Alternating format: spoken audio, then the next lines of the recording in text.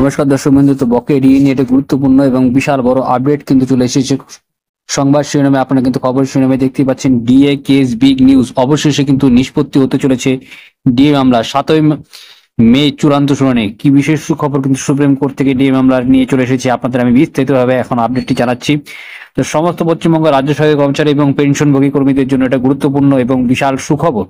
দীর্ঘ প্রতীক্ষার পরে কিন্তু মর্গ ভাতার কিন্তু শুনানি অবশেষে সুপ্রিম কোর্টে হতে চলেছে এবং এই শুনানিটি কিন্তু শেষ শুনানি হতে চলেছে বিশেষ সূত্রে যেমন খবর পাওয়া যাচ্ছে। কারণ আপনাদের আমি জানিয়ে দিচ্ছি যে এই মামলাটি করা হয়েছিল স্টেট অফ ওয়েস্ট বেঙ্গল বনাম confederation of state government employees West বেঙ্গলের বিরুদ্ধে দুটো করা হয়েছিল মামলাটি, এবং ডায়েরি নাম্বার দেখতে পাচ্ছেন 35,292 2022 কেস এবং দাখিল করা হয়েছিল 3/11/2022 কেস নাম্বার সহ আপনারা কিন্তু যাবতীয় তথ্যাবলী কিন্তু রেজিস্ট্রেশন নাম্বার সহ দেখতে পাচ্ছেন। এবার শুনানি আপনাদের সম্ভাব্য শুনানির তারিখ কিন্তু চলে এসেছে 7ই মে 2025 কম্পিউটার জেনারেটে আপনারা দেখতে পাচ্ছেন।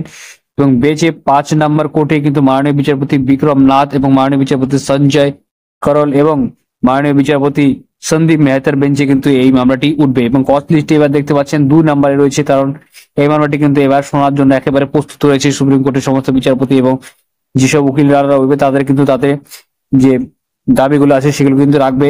এবং আপনারা দেখতে পাচ্ছেন যে ভাস্কর ঘোষ মহাশয় এবং আপনাদের যে সংগঠনগুলি আছে সংগ্রামী যৌথ মঞ্চ, তাদের কিন্তু যৌথ প্রয়াসে কিন্তু এবার কিন্তু মামলাটি কিন্তু পদ লিস্টে 2য় নম্বরে কিন্তু চলে এসেছে। আপনারা কিন্তু অনস্ক্রিনের বিষয়টি কিন্তু স্পষ্টভাবে দেখতে পাচ্ছেন এবং মামলাটি কিন্তু খুব ভালো করে শুনানি করা হবে এবং আশা করা যাচ্ছে 7ই মে 2025 কিন্তু আমরা জয় রাজ্য সরকারি কর্মচারীরা পাবেন এবং তাদের কিন্তু কাঙ্ক্ষিত যে ন্যায্য অধিকার অর্থাৎ বকেয়া ডিএটি কিন্তু তারা পেয়ে যাবেন। তো আশা করছি আজকে ভিডিও আপনাদের ভালো লেগেছে। ভিডিও ভালো লাগলে লাইক করবেন, আমাদের শেয়ার করবেন, চ্যানেল সাবস্ক্রাইব করে পাশে বেল অবশ্যই প্রেস করবেন। তো জয় হিন্দ, বন্দে মাতরম।